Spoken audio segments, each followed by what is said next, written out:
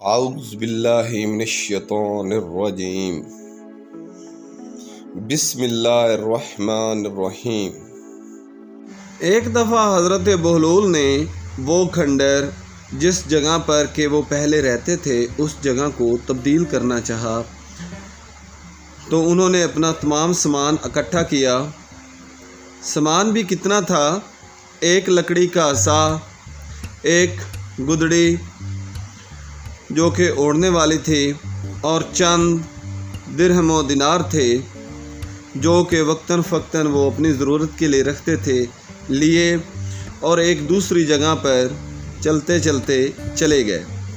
جب وہاں پہنچے تو وہاں پر دیکھا کہ ایک پھٹا پرانا کمرہ تھا جس کا کوئی دروازہ نہیں تھا، اور چھت بہت زیادہ کمزور تھی اور کچھ ٹوٹی پھوٹی تھی۔ جبکہ بارش آتی تو پانی اندر گرتا تھا۔ جا کر اس مکان میں بیٹھ گئے۔ ایک آدمی جو کہ قریب کا ہی رہائشی تھا وہ بھی اس طرف آیا، اور آ کر جب اس نے دیکھا کہ حضرت بہلول اس مکان میں بیٹھے ہیں تو فوراً سلام بلا کر اندر آیا اور آ کر کہنے لگا کہ ماشاء اللہ، سبحان اللہ، کہ جناب بہلول میرا نیا کرایہ دار آیا ہے۔ ارے مرحبا، تو بہلول صاحب آپ کب مجھے کرایہ دیں گے؟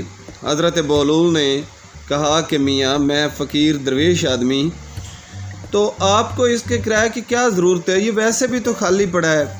وہ نہ سمجھا تو حضرت بہلول بولے کہ ٹھیک ہے میاں، کرایہ تو میں آپ کو دیتا، مگر آپ کا مکان جب ہوا چلتی ہے تو آوازیں پیدا ہوتی ہیں، یہاں تک کہ تھوڑی سی بھی ہوا چلے تو آوازیں بہت زیادہ دینے لگتا ہے، اور بارش آتی ہے تو پانی نیچے کی طرف گرنے لگتا ہے، تو یہ کس طرح کا مکان ہے؟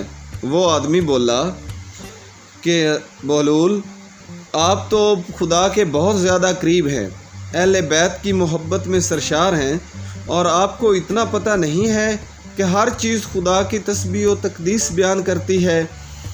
تو گویا یہ جو مکان ہے جب ہوا چلتی ہے تو اس وقت یہ بھی اللہ رب العزت کی تسبیح بیان کرتا ہے اور اللہ رب العزت کی ثنا بیان کرتا ہے۔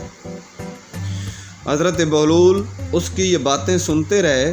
جب اس نے اپنی باتیں مکمل کر لیں تو حضرت بہلول نے اپنی گدڑی، اپنا عصا اٹھایا اور یہ کہتے ہوئے وہاں سے باہر نکلے کہ میاں پھر تو بات ٹھیک ہے آپ کی کہ جب کوئی بھی شخص، کوئی بھی شے اللہ رب العزت کی تسبیح بیان کرتی ہے، اللہ رب العزت کی حمد بیان کرتی ہے، تو اس کے بعد وہ سجدہ بھی کرتی ہے، تو آپ کے مکان کے اب سجدے کا وقت ہوا چاہتا ہے۔